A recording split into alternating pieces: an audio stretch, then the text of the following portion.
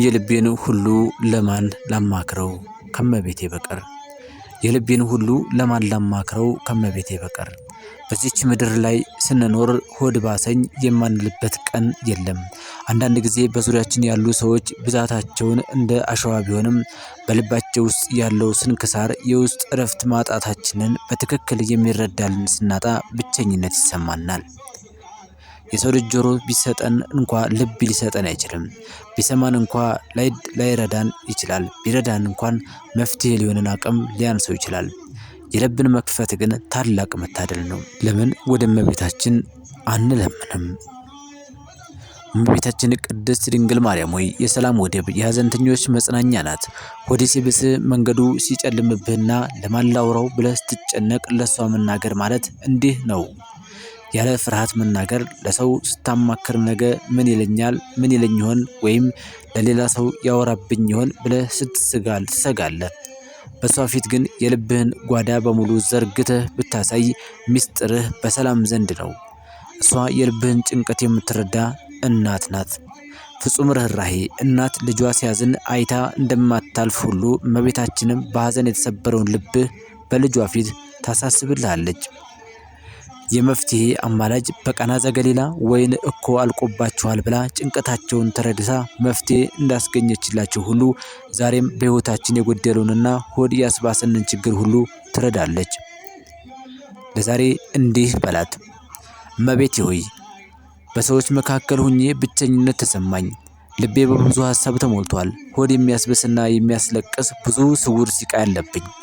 የልቤን ጭንቀት የምነግራት እናት ቁስሌን የምታክምልኝ አማላጅ ካንቺ በቀር ማን አለኝ?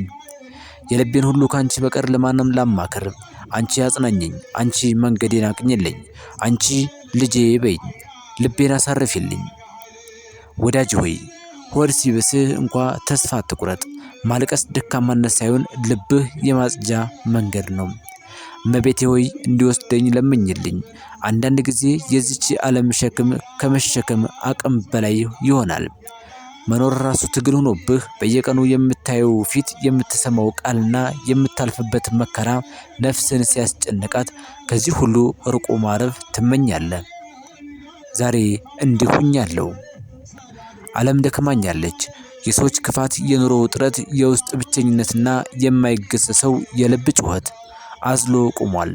በርታ የሚለኝ ሰው ሁሉ ሸክሜን የሚያከብድብኝ መሰለኝ። ለዚህ ነው እመቤቴ ሆይ ዛሬ ፊቴን ወደ አንቺ አዙሬ የምለምንሽ። እንዲወስደኝ ለምኝልኝ። እናቴ ሆይ ካንቺ በቀር ሌላ መሸሸጊያ፣ ሌላ የሚራራልኝ እናት የለኝም። ሰዎች በሕይወት መኖርን ብቻ ነው የሚያዩት። አንቺ ግን በሕይወት እያለሁ የመሞተውን ሞት ታያለሽ። በየቀኑ በልቤ የምታረደውን መስዋዕትነት፣ በየሰዓቱ የሚፈሰውን የውስጥ እንባዬ የምታውቂው አንቺ ብቻ ነሽ። የልቤን ሁሉ ለማን ላማክር? ለዓለም ብናገረው ተስፋ ቆርጧል ይለኛል። ለወዳጅ ብናገረው ይለፈልፋል ብሎ በቃላት ያባብለኛል። አንቺ ግን የነፍሴን ጥማት ታውቂያለሽ።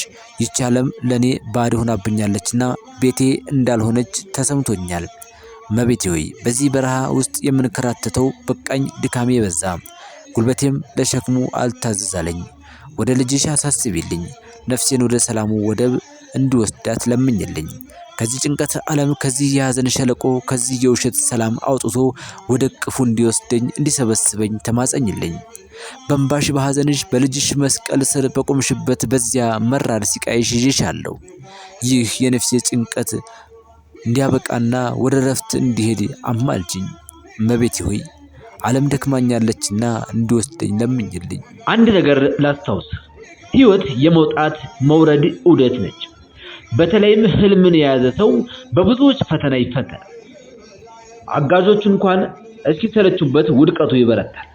እርሱ እንዲህ ነው፣ አመሉ ነው የሚል ስም ይወጣልሃል። በሐዘን ሰዓት ሁሉም ጥግ ጥጋቸውን ይይዙና በሐዘን ሰዓት ከንፈራቸውን ይመጣሉ።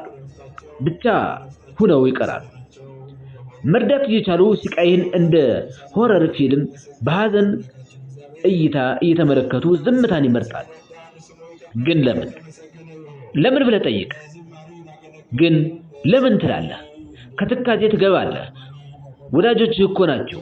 እልፍ የጭንቀት ጊዜያቸውን የረዳቸው፣ ያገዝካቸው፣ ያበረታቸው ጓደኞች ነገር ግን ላንተ መድረስ የሚችሉበትን ሰዓት የተመካከሩብህ ይመስል ሁሉም ጸጥ ረጭ ይላሉ።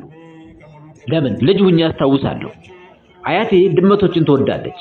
እናም ብዙ ትናንሽ ድመቶች ለማሳደግ በየጊዜው ቤታችን ታመጣለች። በልጅነት ልቤ ሳስቼ እንድዳብሳቸው ግን አፈቅድልኝም ነበር። ምክንያቱም እጅ ከበዛባቸው ይቀነጭራሉ፣ ውበታቸው ይጠፋል፣ አያድጉም ብላ ስለምታስብ። እናም ትለኛለች እንደዛው እረፍ፣ አትንካቸው፣ እጅ ከበዛባቸው ይቀነጭራሉ፣ ውበታቸው ይጠፋል፣ አያድጉም ትለኛለች። ብዙ እጆች ከነካኩ ልፍስፍስና እርዳታ ናፋቂ፣ ለራስህ ቆርጠህ ማትነሳ ደካማ ትሆናለህ። ፈጣሪም ይህን ስለሚያውቅ የሚረዱህ እጆቹን ካንተ ያርቃል፣ ለእሳቱም አሳልፎ ይሰጣል። ብቻህን ያንን ወቅት እየተቃጠልክ ታሳልፈዋለህ። ነገር ግን እግዚአብሔር ድንገት የህይወትን መስመር ይለውጠዋል። ድንገት ከፍ ትላለህ። ለጠብታ ውሃ ያለቀስከውን ለቅሶ እስክትረሳ ድረስ ያደርሳል። ከማያቋርጥ የህይወት ወንዝ ካሰብክበት በእጥፍ ይሰጣል። የሰውን ከንቱነት ተረድተህ በፈጣሪህ መመካት ትለምዳለህ። የህይወት ትርጉም ይገባሃል፣ ትበስላለህ። ስለዚህ ግራ ቀኝ አትይ። ሁሉም ነገር ልብ ያዝላል፣ ያደክማል።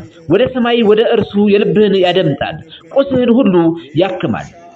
ሰላም ውድ ቤተሰቦቼ፣ ይህ ቻናል መንፈሳዊ ተረኮችንና መንፈሳዊ መዝሙሮችን ወደ እናንተ ይዞ የሚቀርብ ቻናል ነው። እናንተ ሰብስክራይብ፣ ላይክ፣ ሼር እያደረጋችሁ ቻናሉን እንድታሳድጉልኝ በትህትና ጠይቃችኋለሁ። ሰላማችሁ ይብዛልኝ። ከአጥናፍ አጥናፍ ኢትዮጵያውያን በሙሉ በያላችሁበት እግዚአብሔር አምላክ ይጠብቃችሁ ይጠብቀን። ድንግል ማርያም የሁላችንን ቤት ትጎብኘው፣ በሁላችን ቤት በረከቱን ትሙላብን። ቅዱስ ገብርኤል፣ ቅዱስ ሚካኤል፣ መላእክት በሙሉ፣ ቅዱሳን አባቶች፣ ጻድቃን፣ ሰማዕታት በረከታቸው ይደርብን። አሜን። መልካም ቀን።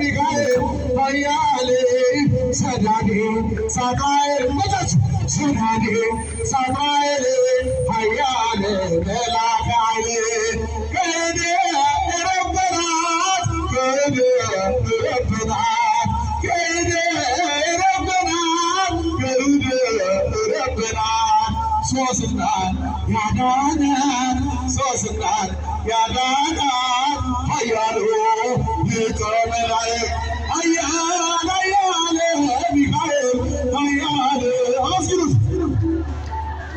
ሚካኤል ኃያል ሰዳዴ ሳጥናኤል በጨብጨባ ሳጥናኤል ኃያሉ መልአከ ዲያብሎስን ያዋረድከው በእሳት ሰይፍ የቀጣኸው ዲያብሎስን ያዋረድከው በእሳት ሰይፍ የቀጣኸው ሚዛን ትክክል ነው፣ ሚዛን ትክክል ነው።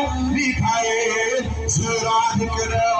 ኃያል ኃያል ሚካኤል ኃያል ኃያል ኃያል ሚካኤል ኃያል ሰዳዴ ሳጥናኤል ሰዳዴ ሳጥናኤል ኃያል መልአከ